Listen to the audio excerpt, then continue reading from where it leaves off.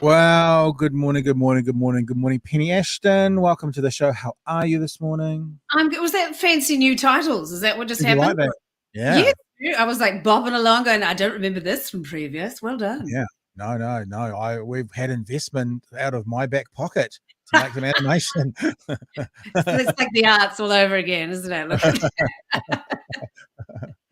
How are you, man? Good morning to you. Got a lot going on the show this morning. I got to say from the outset, the show this morning is possibly could be derailed at any second. I am on a knife edge, somewhere between shock, anger, and frustration, and I'll get into that shortly. People who were with us yesterday, I was broadcasting remotely. I was actually up in my lounge with my laptop, and I said to people, there's a reason that I'm remote at the moment. It's COVID related. I don't have COVID. I haven't tested positive, but I didn't want to say too much about it. But the story has significantly advanced since then. And I feel that there is a lesson for us all in this. And I'm not trying to be a wanker and say, look at me, I've got answers for you. But I'll get into that shortly. And the story is, let me give you the headline, and then we'll talk about what's happening with the day. The headline for the conversation we're going to have about my experiences is it's not just the anti-vaxxers who are causing the spike and stuff. Thankfully, I'm seeing the numbers come down, but it's also the lukewarm. And Right. I'm probably going to write a blog piece on it later today about the lukewarm. And I'll explain my whole circumstances shortly. And I guess I want to start the show also by apologizing to George. Me and George get together most mornings about 9:30 and start setting up the show. Obviously from work the night before and that kind of thing as well. George has heard more effing and blinding from me in the last hour and a half than I suspect any of his students have given him in the past 12 months. Because if anything's gone wrong, I've been, fucking total murderer. So, yeah. So, George, I apologize. You're a lovely man and you didn't deserve to hear my rantings. None of it was aimed at George, but he got the flow off from some stuff. So I apologize, George. I accept your apology. That's fine. You're right about students, though. Young people don't really swear. They're losers. They're all nerds. No, they don't take cool drugs anymore. They don't fuck, apparently. No. Like I read that as well. Yeah. Right. No, they're all very They're gonna live so much longer than we do. Yeah. And have such a boring time along the way. We do have a guest coming on today. Dr. Olivier Jutel is coming up somewhere around 1:45. He's going to be having a chat with us. It's actually the conversation he's going to have, and George, you can maybe speak more to this in 30 seconds, is he's a lecturer at Otago University, and it's sort of a link between March 15, which is the 3-year anniversary today of that horrific shooting in Christchurch, which we are going to talk about, and also and the Ukraine, and the link between those two things. Do you want to give us anything in 20 seconds, George? Because you've kind of pulled him on board for this bit. Yeah, Olivier's good when it comes to geopolitics in the media. He's in the media film communications department, and he's good when it comes to, well, especially a conversation we were having yesterday with Tom around Glenn Greenwald and I guess the American sort of Twitter left's infighting over Ukraine and Russian propaganda and all this sort of thing, and he's good there. I guess the link with March 15th is really a link to this conversation that we've had before about this whole question about how significant the far right are in Ukrainian politics and Ukrainian military, without falling into the trap of obviously repeating Russian propaganda lines and all juicy stuff that Olivier is very very good to talk to about, and the March 15th connection there he'll be able to explain in more detail, but it really goes back to this question that something we talked to Robert Patman about this term blowback, right? That we're putting a whole lot of weapons and resources into a volatile situation, and that can blow back in our face in the future, right? Just the same as the Soviet invasion of Afghanistan and so forth. And it's interesting to see, Ukrainian soldiers wearing the same neo-Nazi insignia that the Christchurch Mosque shooter had written on his, on his weapons and on his bulletproof vest, for example. So yeah, we'll talk about all that controversial stuff later in the show. Yep. And we're also going to talk about, obviously, it's coming up shortly, the petrol cuts, what that means. Also, well, why is the government giving them to us? Are they just trying to win in the polls? Which is the most ridiculous conversation I've heard the whole time. I almost want to say now what I think, but we'll get into it when we get to that. And we're going to actually have a look at some of the media's response to that and other things as well. And a little piece we're calling Ryan Bridge is a dick. No, it's not. No, it's not what we're calling it at all.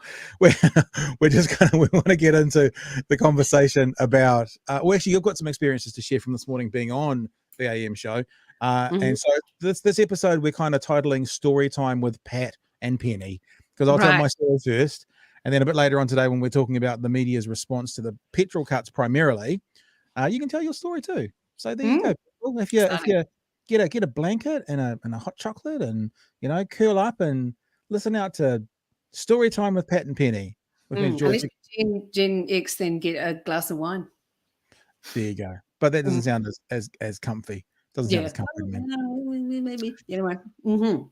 I'm very excited that we appear to be, and I say this with a little bit of trepidation and not having too much false hope, but we appear to be potentially on the downward slope with Omicron. Yep. I mean, it was very clear to me that if you looked at the only thing that may derail that, I think, is BA2. The rest of the world is getting BA2 now, which is the second iteration of Omicron, when we're getting it at the same time as the first iteration. So while the rest of the world has gone kind of up and down, we may tabletop a bit, right? Because BA1, BA2 may hold that bit for a bit longer and tail down the other side.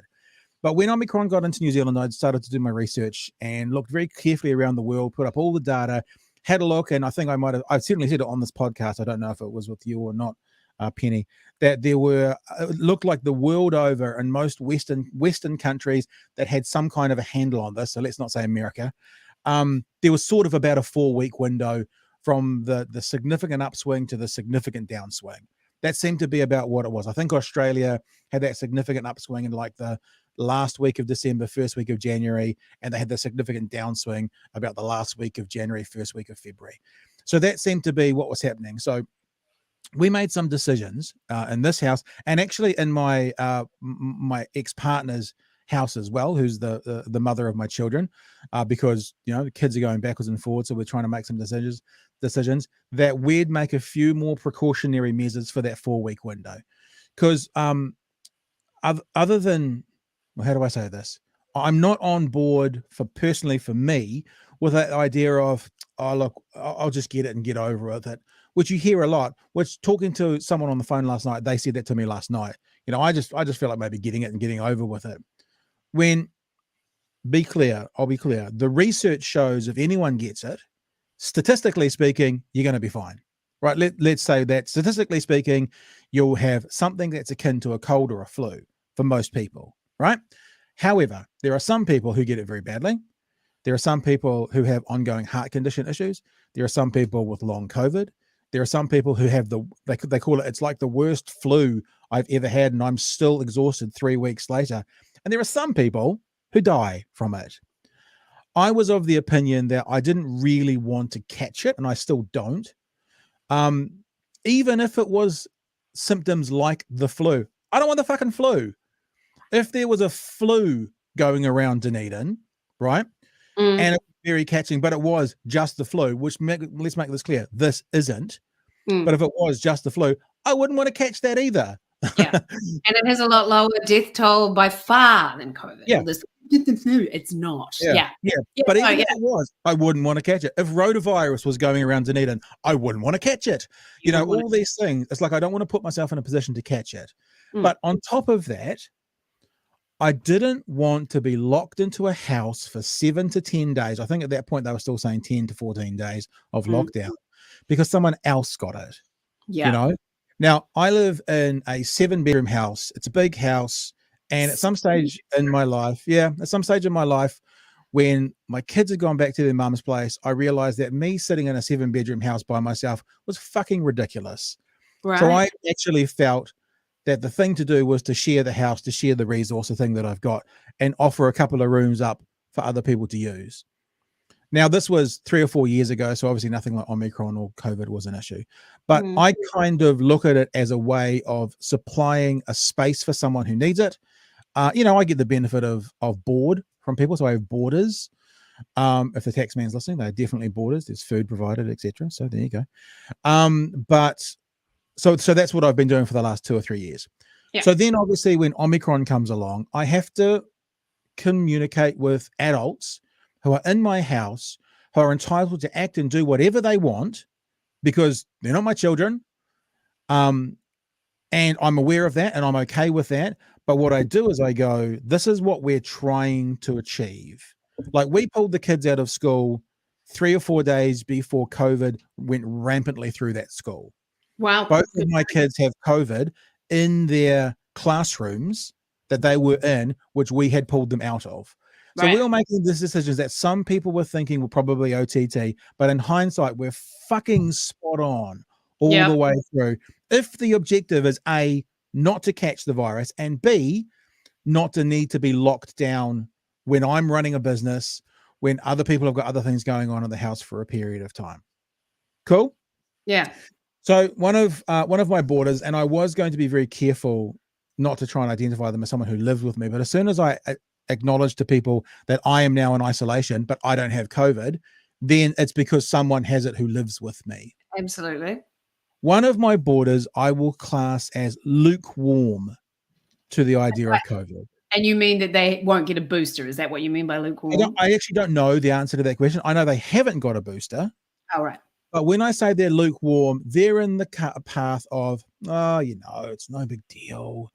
Wow. You know, it's not as bad, but they are, you know, but they're vaccinated, so they're not anti-vaxxers, nothing like that. I don't want to cast this person X, in any kind of light like that, but they are without question lukewarm.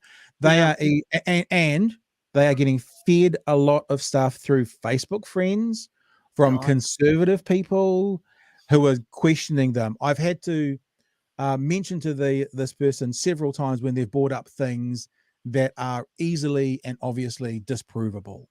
And I heard, that's not right. This is what I'm supposed to, but I've read about that, you know, like sending me a document about ivermectin and the use of it in the Uttar Pradesh.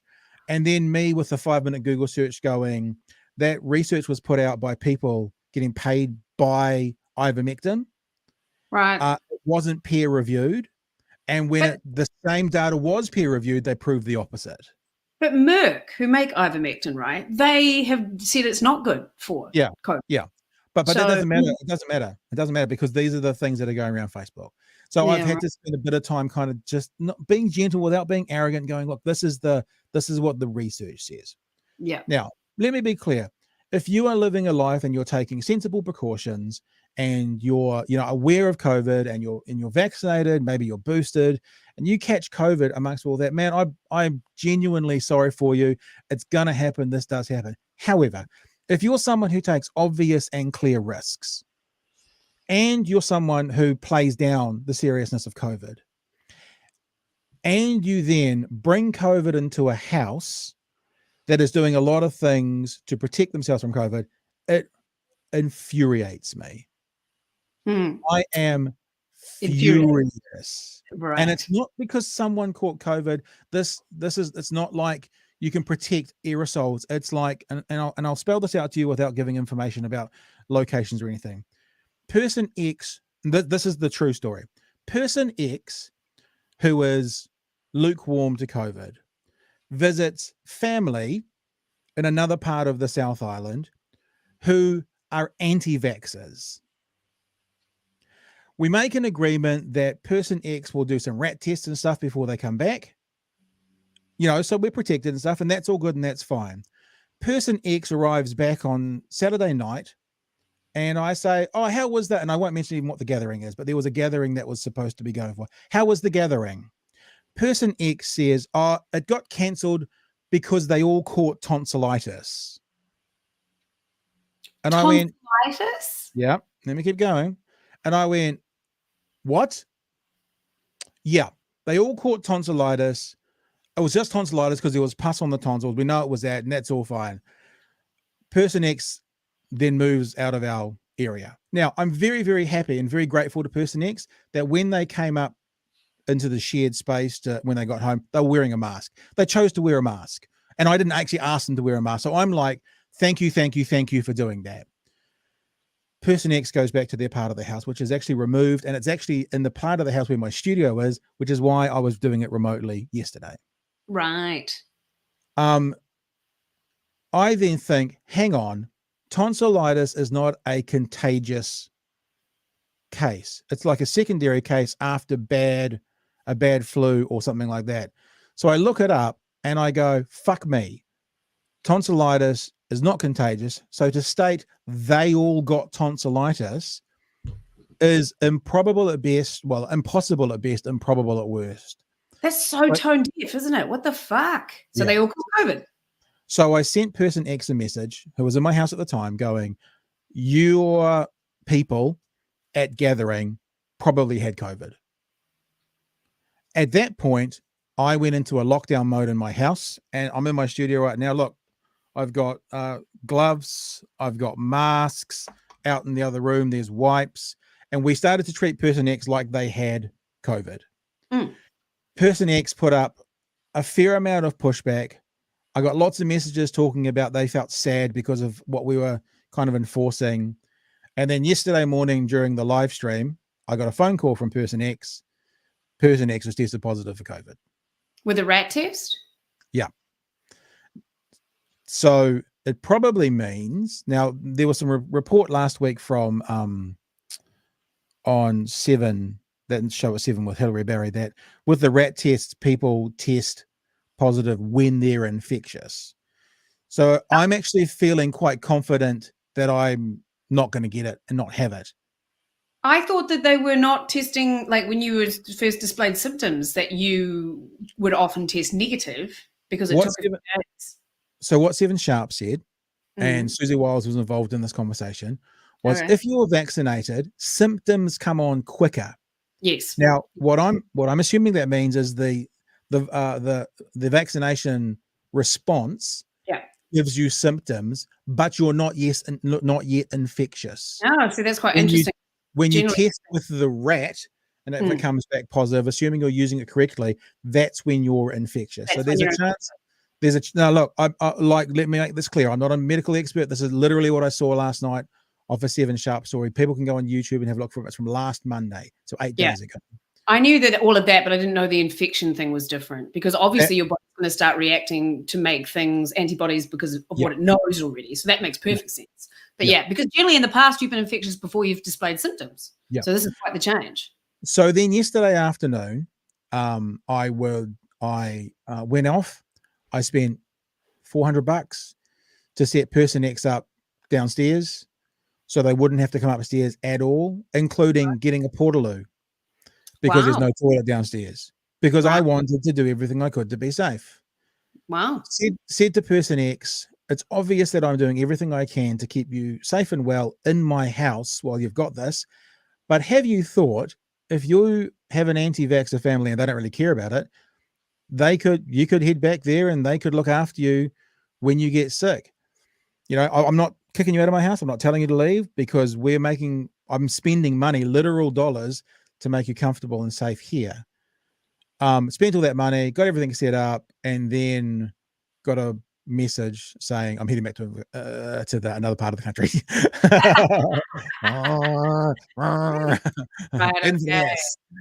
Another part of the country, and have an anti-vaxxer family who got told, I've tested positive for COVID. Can I come to yours? And they said, sweet as, no problems. And so are they still intractable about the fact that they had tonsillitis and not COVID, do you think? Well, there's a couple of things, right? So the reason I'm in my studio is I was able to open up all downstairs last night. Science says you need 30 minutes for the droplets to drop.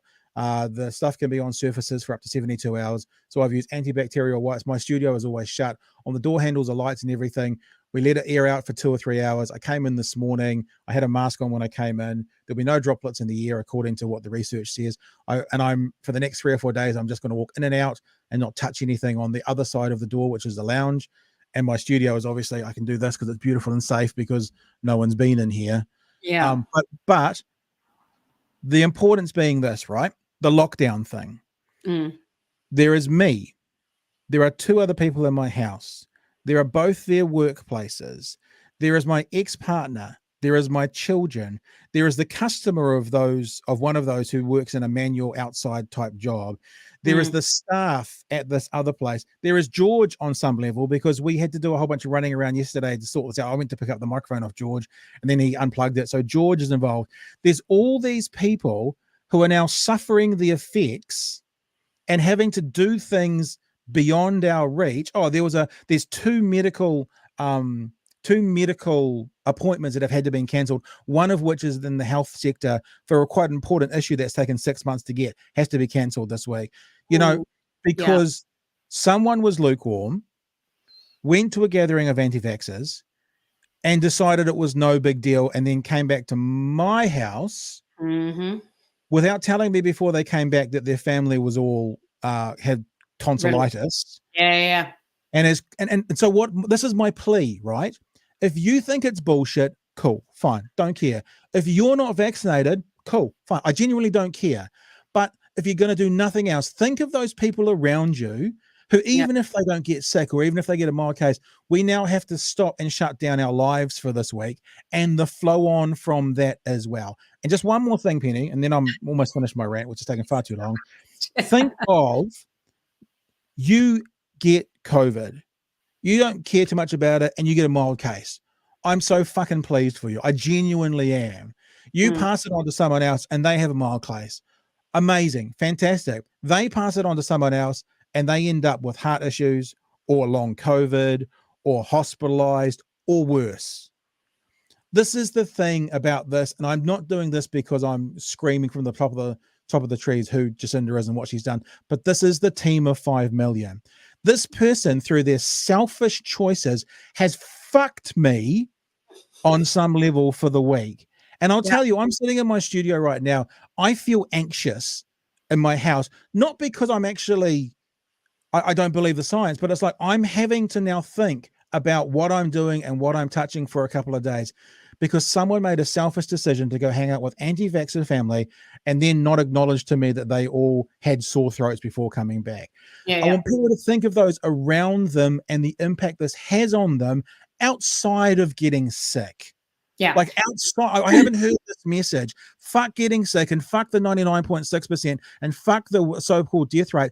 I've got meetings I had to cancel today because of one person's selfish decision. There's like 15 other people. I don't get to see my kids for a week.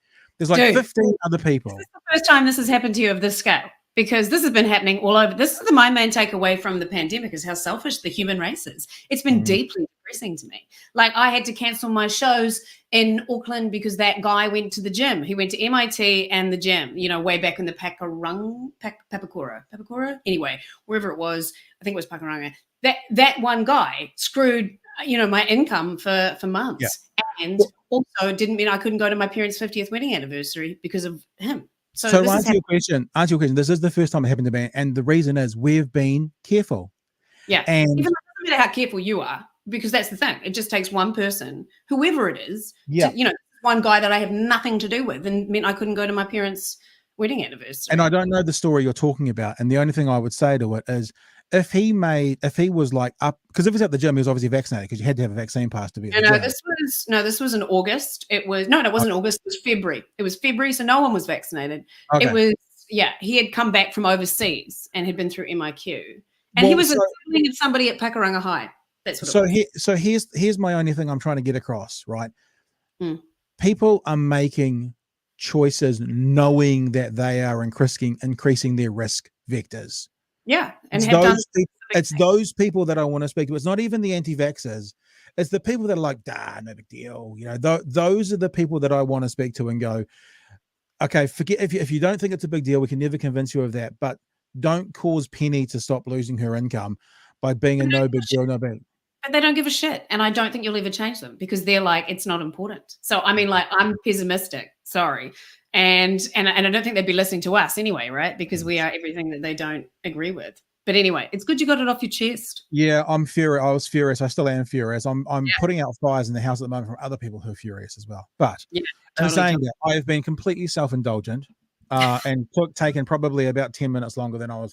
I said to George, we'll do this in 10 minutes. And George goes, oh, no, it'll take a lot longer than that. He knows you well. So it's probably time to move on. And I've completely fucking lost my track. What we're going to talk about. I remember now talking about fuel prices. Yeah. Let me take a breath. Let me take a slug of my. I've got no whiskey with me. So actually, maybe I'll just. You're not a millennial. I'll have some water. So let's recap and restart and have a look what happened yesterday. So your good friend and mine, Jeremy Elwood, and I were on last week, and we were talking about, it was the day that the kind of fuel prices was all about to kick off. Yeah. Mm-hmm. And me and Jeremy were talking about the situation. We were talking about what's going on, and we had a bit of an idea amongst ourselves about what could happen to help the cost of living crisis at the moment. That's what we said. Here's an idea. Like, so when fuel was $2 a litre, 45% of that is going to be 90 cents. What if they cap their tax at 90 cents? Because now that it's 45 cents a litre, tax is $1.35. I think that's That's a much more practical way of doing it. I agree. Possibly the horse is bolted on that. Possibly. So we were basically saying then, and I guess we're not trying to say, look at us, we have all the answers, because others would have said it as well.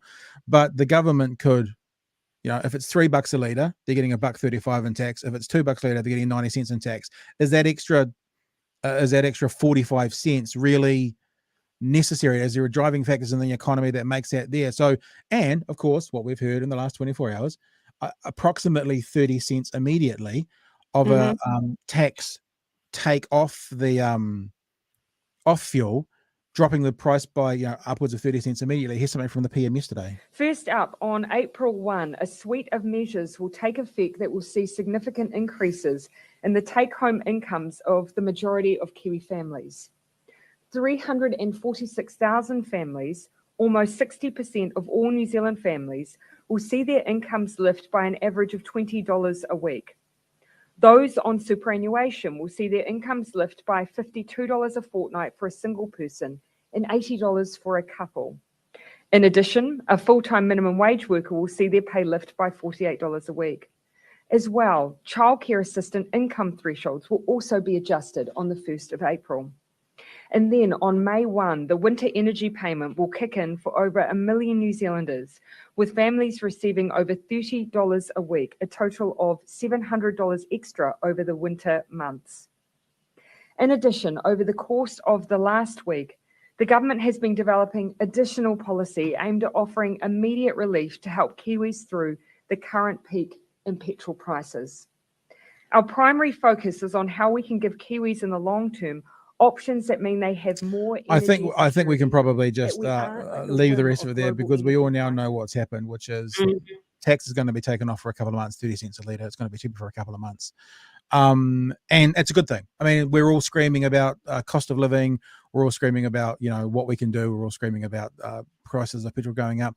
And they've basically reduced that by, 30 cents is going to be like 15% immediately, 10 to 15%.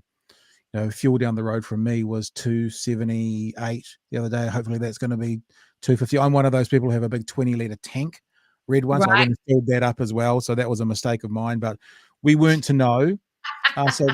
So we took that thing, and I mean, And there was one down the road from me in Green Bay, and it was $3.80. It's like, wow. The variation, like, it's the first time I've downloaded that Gatsby app, and the variation just between those was kind of astonishing to me. Yes, it's funny, right? Because obviously, I think we were talking about this last time too, that, climate change is the biggest threat to everybody. So sometimes cutting fuel taxes seems to sort of go against that. However, it's extreme times. And this is why I actually was talking on the AM show this morning about this. And I'm just so sick of people bitching and moaning and whining about every fucking thing. Like, this is a good news story. This is the government reacting to something very quickly, like very quickly. It only really took off in the last couple of days of last week. So then this comes in yesterday. And also they do have a green energy incentive with public transport, albeit during an Omicron surge. Not sure how many people I'm not getting on a bus anytime soon, but it is on the wane, as you say. So maybe by the end of that 3 months, that will have picked up too. So, I mean, this is a good story, and yet still people find negative things to say about it. And it's doing my head in. Let's have a look at the AM show and their response to this and the cost of living in general, right? And I think it's going to echo some of the things you talked about today and we're talking about today. So I feel like the AM show at the moment and Man Bun Bridge is they've done this thing. They're calling this like the everyday Kiwi. Concerned Kiwis react to New Zealand government's cost of living. Concerned Kiwis, like it's the everyday, every person, you know, representative of us. Those of us who don't have the platform and they can't do it. So they get on, you know, poor man's Ruby Tui and Fat Duncan Garner. And can't say that, Pat. I can't say what? Fat people, etc. Yeah, I can. Black people can use the N word. I'm allowed to use the F word. I completely can say it. Honestly, the first time I saw this person, right, and we've got some information about this person. First time I saw him, and I'm not. This is not a joke. I'm not saying this for comedic effects. I honestly thought, fuck, Duncan Garner has let himself go over that time off before he starts up on Magic. I honestly thought that, and then I realized it wasn't. I'm just saying that right now. Fair enough. And let me talk about the AM show. You can.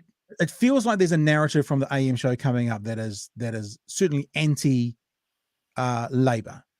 Now, lots of ideas around why that is, but this question that I'm about to play for you was obviously not a part of the scripted interview. The reason being, Ryan Bridge is about to ask the question. He's not on camera. They have to find him. He obviously threw it in there, and he was looking to source a narrative, in my opinion. So let's have a listen to what they ask. Right. Hey, Christine and Chris, can we just do a quick thumbs up, thumbs down? Thumbs up if you think yesterday's announcement was because the government genuinely understands and genuinely cares, or a thumbs down if you think it was driven by last week's poll. The poll. There you go. Kristen. And then the little there you go at the end. That's Mr. Bridge going, that's it. Science is over. The research is done. We've now proved it that Labour only did it because of the polls. Couple of things going on, right? The first is the people concerned. Certainly, one of them is not a what do we call it? A fair actor. Everyday. Well, they are everyday people, and they're not extremists. Like you sometimes see on international news shows that they are. You know, you're looking through their Twitter feed and you find out that they're a white supremacist from 2008 comments. It's nothing like that. But it's very, very clear that through Fat Duncan Garner, I don't know, I've forgotten what his name is, through his Twitter feed, he's an ardent national supporter, you know, comments on his Facebook page about, can I bring it up? Actually, George, can you bring it up? I've just got, hang on, let me do this because I just had a personal message come through and I don't want it to show on screen. So I'll do that. You know, we'll do that. So this is his Facebook page. And look, I actually believe if you put yourself out there as a voice of the people, it's valid to talk about who you are and what you do, because we want to know, you know, this is just one of the things from his page. Fantastic news. People are starting to see through the spin. You know, so it's okay to be a national supporter, and national supporters are doing that. But to then put them out there as kind of the average Kiwi voice of the nation, representing all of us, you know, I don't know if that's particularly a fair way to do it.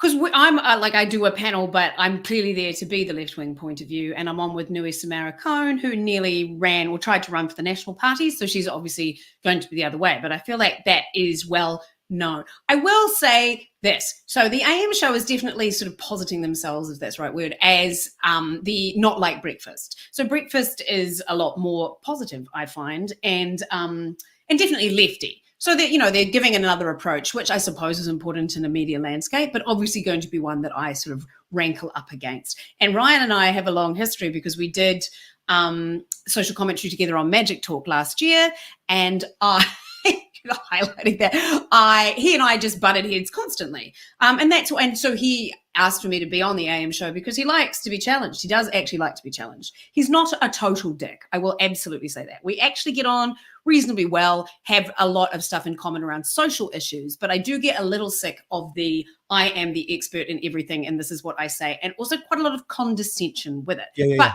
I was on this morning and he outroed afterwards being very rude about me, and I was just like, do you know what, you can talk shit about me, but make sure I'm in the room so I'll talk shit right back at you. You know, I'm reasonably thick-skinned, but I got a bit pissed off, and clearly the people in the control room saw my face, and apparently I pulled my earbuds out in disgust, which I don't really remember, but this was off air. But then they obviously told Ryan, and so then to his credit, he rang me this morning after I've been talking shit about him on Facebook, but he rang me to apologize and said, look, I realized I went too far then. So, you know, and I think that's actually kind of unusual in this space, but that's who he is. He's provocative on purpose because he feels that he has to be on air.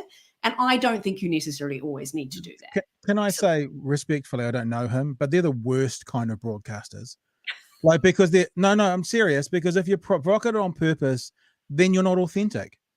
The best kind of broadcasters are authentic. That's not authentic. That's fake. And that's putting on a false front. Yeah, I don't know. I mean, like, I feel like he maybe does believe some of it, but maybe he pushes it to get that. You know, and I know that he's he has sort of baited me before, and that gets a bit tedious, you know. But then, and it's different when you're not. And I will give him one credit too. It's tricky when you're not in the room, when you're like this. So if we'd been there, he would have said it to me, and then I would have come right back. You would punch him?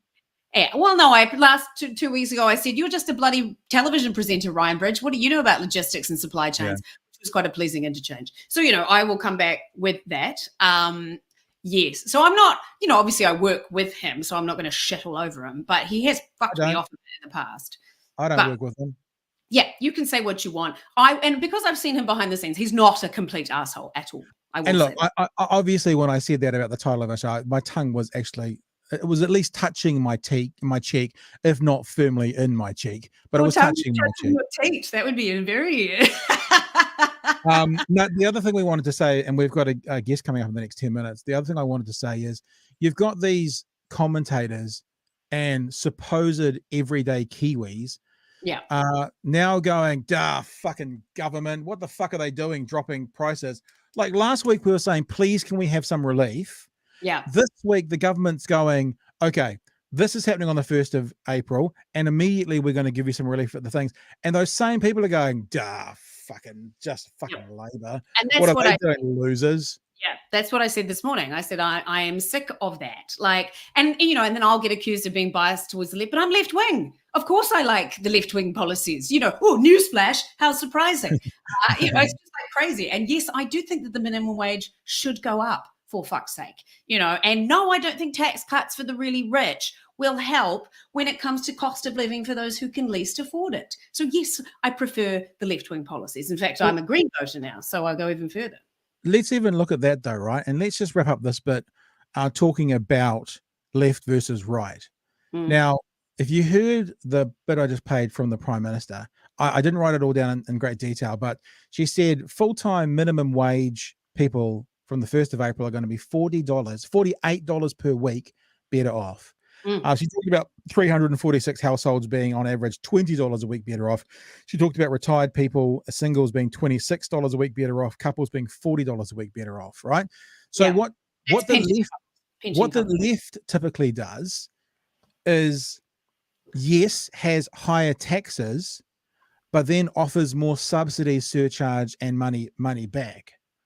Yeah. And that money that comes back in those typically helps the more vulnerable and the more needy, be that people with kids who have got more expenses, be that people of low income, be that beneficiaries. So yes, let's just be blunt. The left has higher taxes and they offer more subsidies and paybacks. The right has lower taxes and the benefits that go from them typically go to the higher earners. So if we're only as strong as our weakest link, if we believe that as a country, do we want to follow philosophies where, and I won't even say the rich, I'll just say those who are slightly better off get tax cuts of $8 a week, or people on minimum wage get an extra $48 a week?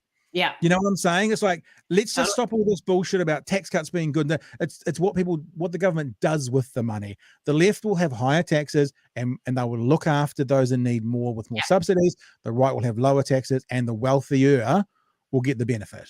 I have always said I have a socialist manifesto, even though people go, hey, you're a communist if you say anything like that. For me, a lot of the time, the right wing are all about pulling yourself up by your bootstraps. If I can do it, so can you. But the thing is, not everybody can do that. And we need... But also, most of the right didn't do that. Most of the right came from affluent families and they were already there and they got themselves there. Some did, but most, because you mostly stay within your class system. So most didn't. Yes, but some people did, absolutely. And sometimes the people that are most, like I've got a friend on Facebook, totally did that and is kind of some of the most vitriolic the other way. But my point is that not everyone can do that. And therefore they will be doing jobs that are not well paid, but are still essential, as we've seen here, stocking supermarket shelves, wiping people's bottoms in hospitals, things like that aren't paid properly. But we need those jobs, as we saw, or civilization falls apart. So the people that do those jobs deserve dignity. They deserve to be able to have a warm house and children if they want that without being impoverished. So that's my, when you really break that down, it's like the privilege that affords you, even if it's mental health privilege or intelligence. Some people aren't intelligent. That doesn't mean they're not worth being able to be warm. That's what just like blows my mind. Not everybody has that capability, but we need to look after them. As you say, we're only as good as our weakest link. And if we let them, we have welfare, we have social welfare stopgaps that places like America don't have, and look at the problems that they have because of that. So here's the challenge before we move on. We'll bring George back in because George, you're going to help us set up a bit of a conversation around Ukraine and also the 3-year anniversary of the mosque. Here's the challenge. Are you going to follow an ideology where those that don't need the money as much or at all, I'm not saying a family on $78,000 doesn't need a few extra bucks, right? But those that don't need it as much, or those that are wealthy as at all, get $8 to $50 a week back themselves, or those that need it most of all get $20 to $50 a week back. I know which philosophy I'm going to throw in with, and I'm cool with that.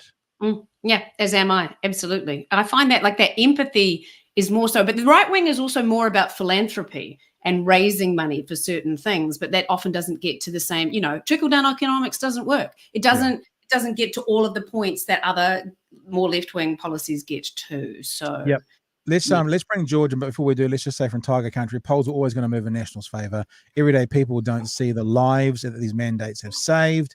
They see what is affecting their own lives. That's a bit the same about the whole tax cuts. I get an extra $8 a week, which means I get, if you're in Auckland, 1 more coffee. If you're in Dunedin, 2 more coffees. And, those minimum wage fuckers can piss off. Yeah. Yep. All right, George, let's change because any minute we're going to have academic from Otago University joining us. We're talking about sort of the horrific events of 3 years ago on this day. I don't know where you guys were, but I remember sitting on my couch doing some work and hearing these stories about a shooting in Christchurch and kind of going, man, it's terrible news. And then my phone kept going and kept going and kept going and kept going. And at one stage, I think the first time I saw it was a headline on my phone and it said something like 51 people, or at that point, maybe the count wasn't up that high, have been killed in a mosque attack. But it's one of those moments in my life that I can remember exactly where it was. And I say this kind of going, it didn't impact me at all for like harm's way, but it was just so shocking. It was one of those moments. Yeah. I was driving to WOMAD and I got a call from my friend. No, I got a text saying, can I call you about what's happening in Christchurch? And I'm from Christchurch. So I was like, what? And he was at RNZ. And then we were at WOMAD and it was crazy, right? Getting up on stage and performing. And at first it was 9 people. It was 9 people until about 8 o'clock at night. I think they said it was 9 people. And then when I saw 51, and then I had to get up and do a comedy set, which was very, very bizarre. Very, very bizarre. Read that room. Yeah. And I hope that I did. Absolutely. Because I'm from Christchurch and it felt like, and I was like, fuck you, Christchurch. I've defended you with your racism. It's because everybody says Christchurch is the most racist place. And then, and there is obviously racism everywhere in the country, but Christchurch does have its fair share. But I just couldn't, you were like, this can't be in New Zealand, right? It was just such a bizarre sort of thing. But being at WOMAD, so it was weird, right? It had a collective, at least we were with a whole big group of generally like-minded people in the sort of expression of grief, but then now get up and do some comedy. It was fucking weird. Can I just say, so let me say one thing, George, because then you can take over because Olivier is joining us. is because I want to make this really clear. I've just had a huge bitch about what's happening in my house and my life. Penny, you've just shared, you haven't had a huge bitch, you've just shared about, some negative interactions you had this morning on. I think all of us also need to acknowledge, your problems get put into perspective when you start talking about the 3-year anniversary of 51 people dying. So let me just acknowledge that and kind of go, look, our problems are insurmountable, and our concerns and our annoyances are insurmountable compared to that event and that day, obviously. In fact, compared to many other events happening around New Zealand, even today. And I don't want to come across like being flippant because we just complained about being in isolation and complained about, a nasty a commentator making some comments about us. When now we're about to talk about, dozens of families who have lost people. George, mate. Yeah, I thought I'd just highlight this tweet from Mati Azamandi, one of our co-hosts of Big Hair News. On the 3rd anniversary of the attacks, I think about how everyone loves our forgiveness, but few understand our anger. And this is something I remember of that day and the weeks afterwards. For example, I was, some friends of mine had friends that were associated with the gun club in Dunedin, and I was getting angry that there was this, this place where the shooter hadn't really been excluded from had been included there, and I was angry about that. And they were saying, whoa, hang on, our mates aren't going to go shoot up a mosque or anything. But my anger sort of fueled sort of this this rage that I had that that racists get a free pass often, right? That they don't get called out. But anyway, Mark Dean quotes Bell Hooks. Yeah. Bell Hooks, who passed away recently, actually argues emotional and physical rage, quote, compels me to take a stand, speak out, choose whether I will be complicit or resist. And also just some other news for today, 3 years after. And I feel like the country has sort of like, especially in, I guess, establishment, white-centric spaces, moved on, right? And forgotten. It's like I sometimes feel like I want to shake people and be like, 3 years ago, 51 worshippers were killed in Christchurch. Like, have you forgotten, right? When things like this come up. But a new report out of Australia has found an increase in Islamophobia, and in fact, in New Zealand here, the leader of the Islamic Women's Council is basically has said the same a few weeks back. So again, that sort of adds to this anger of like this feeling that you just want to sort of shake people and sort of just even simply remind them of this attack 3 years ago. And again, I think we need to acknowledge the fact that we three have no understanding of what it is, absolutely as well. So so we want to get that out. Stuff like, which was what we talked about on AM show this morning. Both Nui and I were like, we cannot in any way speak for these people, but yet the injustices around them, not even, there was a woman I read on Twitter, her brother was killed. She's just trying to get the details of the attack, and for some reason they won't be released to her, and just things like that. Like, how are you supposed to move on if you can't get resolution around that sort of thing? So there's also these laws coming in, these hate speech laws. But I was reading that Anjan Rahman is cautiously optimistic about what's happening with that, and she's kick-ass. So All right, George, let's bring in Olivier. Changing gears slightly. Olivier Jutel from University of Otago is joining us. Morning, everyone. Good morning, Olivier.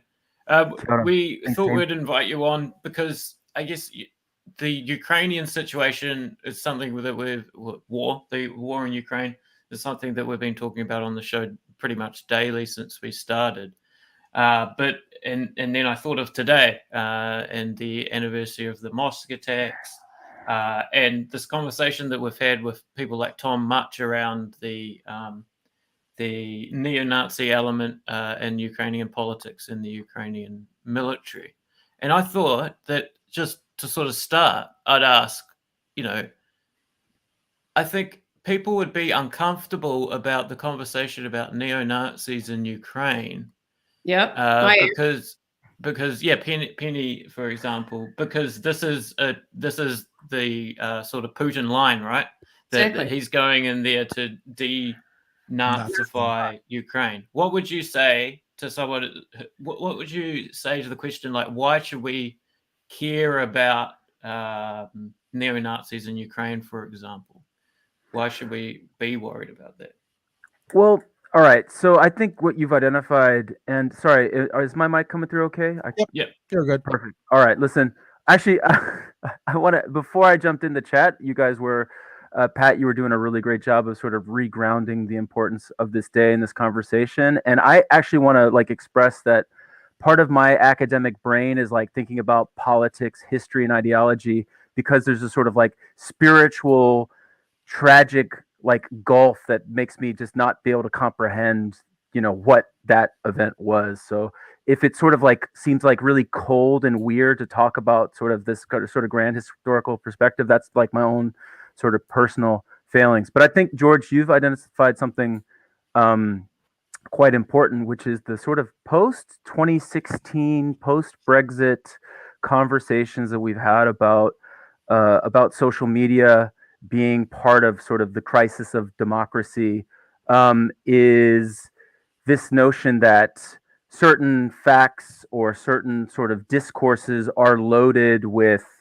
Putin sort of diabolical propaganda sort of program and regime that he is just sort of inserted into our discourse to weaken our resolve and to weaken our democracies, and that this was the great lesson of 2016. And I vehemently disagree with the kind of the political significance of that moment, and actually, in fact, what the sort of social media fallout of what actually happened there. But on this question centrally of why we should care about this question, I mean, I think we in New Zealand have a really important role to think about this. One, because we've seen this horrible event that was part of this sort of surging global rise of the kind of international far right. And the perpetrator of this heinous act was a claims. It's not been verified by the intelligence agencies, and I don't know to what extent clarification around the whole crime would ever get to this point, but claims to have gone to Ukraine to train with the Azov battalion, has, you know, emblazoned his weapons with the iconography of the Azov battalion. And then, of course, this is all sort of, you know, Time magazine has reported about this. U.S. lawmakers have urged the State Department to take this issue of neo-Nazis in Ukraine seriously. This is back in 2018, 2019, because the Azov battalion has, in fact, you know, boosted his manifesto, right?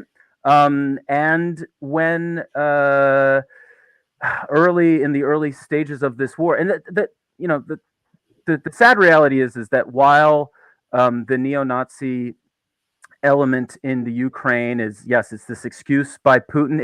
It's really actually interesting thinking about this historical justification that it plays into sort of Russian nationalism about beating the Nazis. And so Russia or Putin's professed, it's obviously hypocritical. It's a prima facie outrageous sort of case for his war of aggression, which should be widely condemned. And I have no reservation in condemning this monstrous undertaking.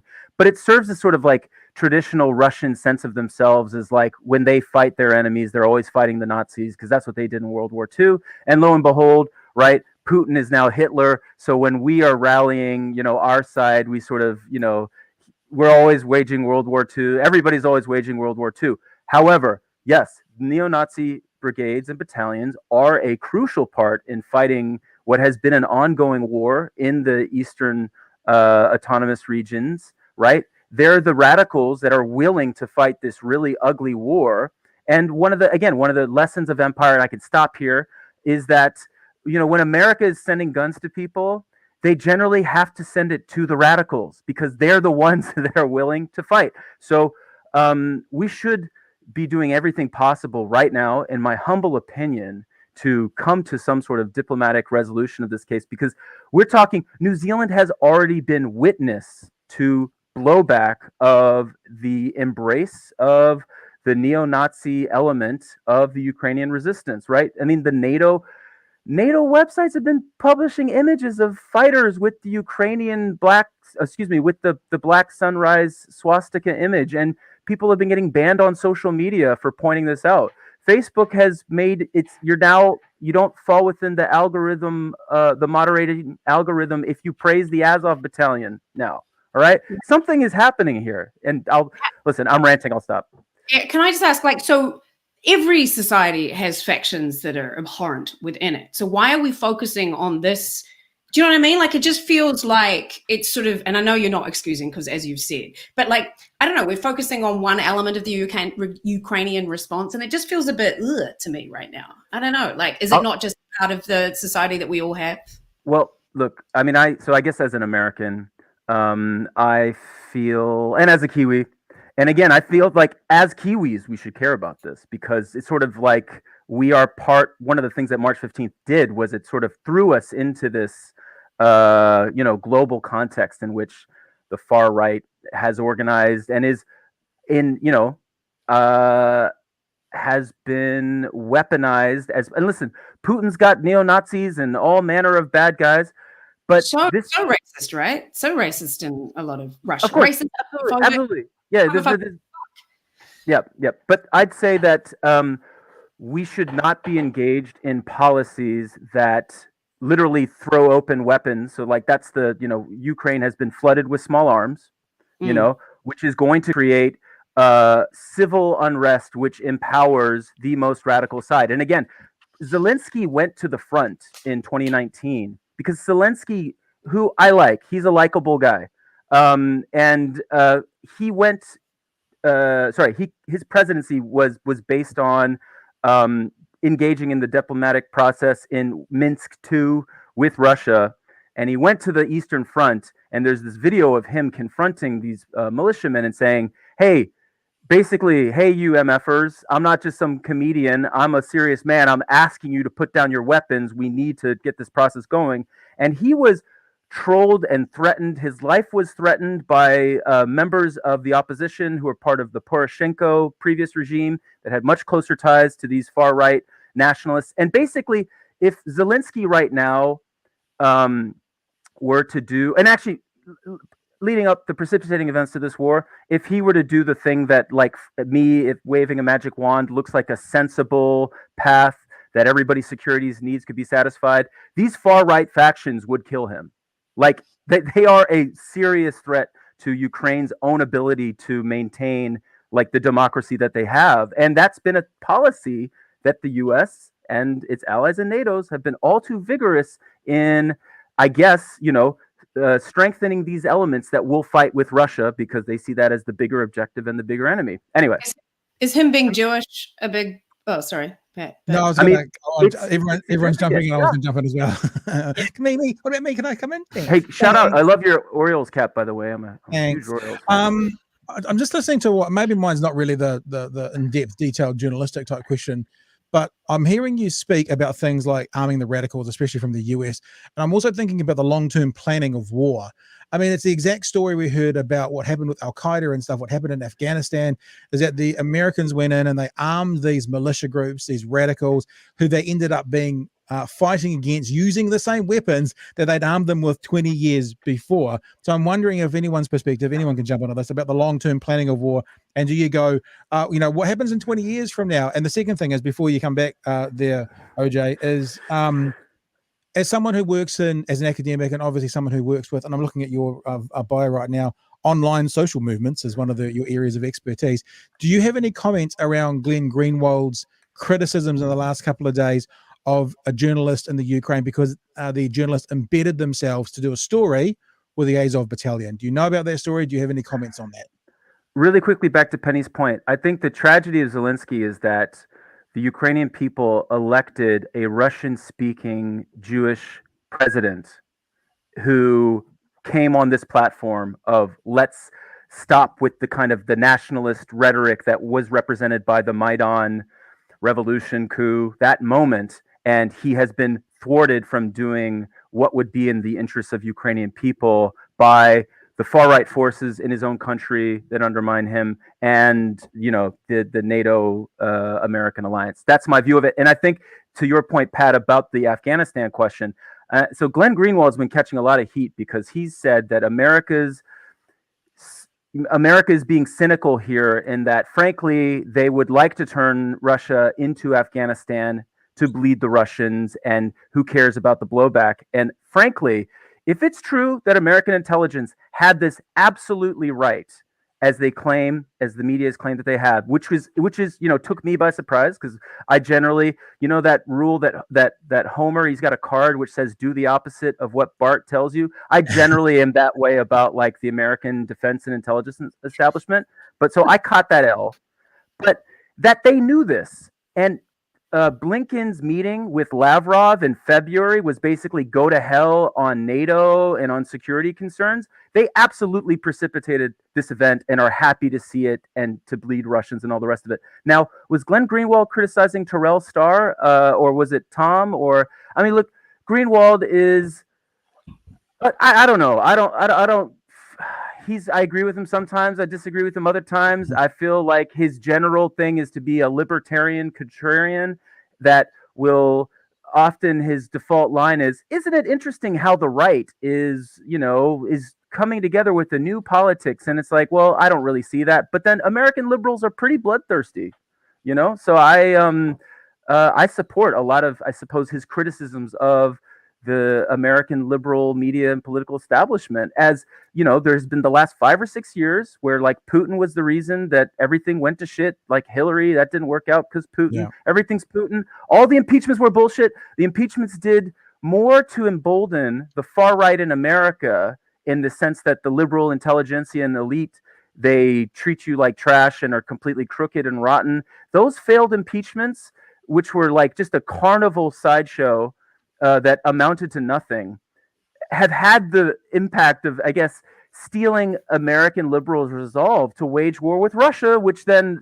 is a disaster for the world, is going to create an economic catastrophe that is going to embolden the far-right nationalists the world over. Has anyone thought about this? This could be worse than the 1970s economic crisis. And the people that are going to profit from it are the Tucker Carlsons and the right-wing guys that Glenn Greenwald sometimes gasses up. So I'm ranting again, but I'm pissed, man. I'm pissed. This is a real bummer. Yeah, and this is the thing too, is because you have such a depth of knowledge that the general people just don't have a fucking clue about. So too online. I'm like, too who are online. they? I don't know. So, yeah, no, but that's because you're an academic. That's what you do. But I just find that. Oh, I'm a comedian, so maybe I should take over the world as well. So there we go. Have you seen? There's an amazing bit, George, that you should drop into the chat, which is Zelensky writing to his. I think it's Zelensky doing a stand-up bit after Maidan, the Maidan Revolution, and talking. He's doing a joke about how Obama's in charge, and the Banderites, which are the people that worship the Nazi collaborator Stefan Bandera as their national hero, and he's making very funny jokes about how the Banderites are taken over, and every morning we do exercises, and he's like Sieg hailing, it's hilarious, and it's sort of like he's doing the Putin line, and his delivery, Penny, is fire. From a craft perspective, it's hilarious. I've seen him playing the piano with his dick. That's too much. I just want to thank you, Dr. Olivia Jutel, of dropping the word Zig Heil into our live stream. Bleep it. I'm sorry. When the YouTube algorithm sends its little bots through us, I'm sure it'll see us and say, maybe we won't monetize this one. Well, they actually already demonetized you because I was critiquing the Azov Battalion, not praising the Azov Battalion. True. Jesus. Yeah. Anyway, but I think the New Zealand angle here is kind of important. And I think that's sort of the weight of our historical responsibility. And I felt George's energy really strong. And what did we do with the fucking Crusaders rugby team? Is we sort of Iwi-fied through warrior culture, this crazy thing. Have you been to Maryvale? These people talk about they came on the first 4 ships, right? just you're I'm in Maryville? You're from I'm Maryville? from Maryville. So yeah, this is the thing. It's not everybody, right? It's fucking not everybody. And so that I'm shit. sorry. Yeah, I went to a nice private girls' school in Christchurch. I'm supposed to be this person but it's not all like that. But that is deeply in sort of like the Christchurch fabric, is the sort of original colonial settler thing. And if you remember when the Crusader used to come out on the horse with the sword, that score, that Vangelis score, is like from the Christopher Columbus movie, right? Yeah. So I have a show where I took the piss out of the first 4 ships, and I loved it, and it got the biggest laugh. I was like, if you come over the first one, you go on and on and on and on about it. So yeah, get their asses. But it's not even. But so we did. What do? We were like, okay, but how about if we like this universal warrior culture that manages to fit in Gallipoli and all kind of like indigenous sort of militarism, and I'm not. But like kind of make it this one project of empire that we are sort of reconciled through Anzac Day. And oh yeah, by the way, you go to Anzac Day service, they'll talk about Afghanistan, they'll talk about Iraq, they'll talk about all of these things that we've been a part of, and we haven't dealt with it. And I think that's a huge tragedy. I think we have a certain burden of being in the crosshairs of this global event to, like, I don't know, think about empire, think about what that does, what it's doing to Ukraine and all that stuff. But yeah, anyway. Hey, Dr. Olivier Dutel from Otago University. Thank you for joining us, sir. Thank you. Hey, great job on Big Harry, and may you prosper, fam. Thank you. And we appreciate you being on and giving us some time. That's us. We're 7 past midday, so we better flick on. But just before we do, there is just dropped a quite breaking news announcement, which we'll put up there when I go like that. Simon Bridges retiring from politics. Oh my God. 12 minutes ago. So it happened whilst we were live streaming. And I guess, George, I wonder if my phone has still got Simon's number in it when he used to speak to me weekly at a radio station. I'll have a look. So this is breaking news for the people who are watching right now. Simon Bridges retiring from politics. Don't know any further details in that. It's just literally dropped. And I guess you now want to join us tomorrow morning from 11. Where I'm sure that will be one of our lead stories to get into. Hey, Penny, thanks for coming on board. Thanks for putting up with my fucking childish rants today. But I know, and I was like, I felt a bit uncomfortable at some of the points today, but it's a very difficult. And that's the thing; it's very hard to define one thing or the other. But yeah I just want to send love out to the Muslim society today, and and kia kaha, and keep up that great work, Anjum, and the Islamic Women's Council and people like that. All right. Thanks, Penny. Thanks, George. We'll be back tomorrow morning from 11 in the morning. Kia ora, kei te ano to everybody else. Ciao.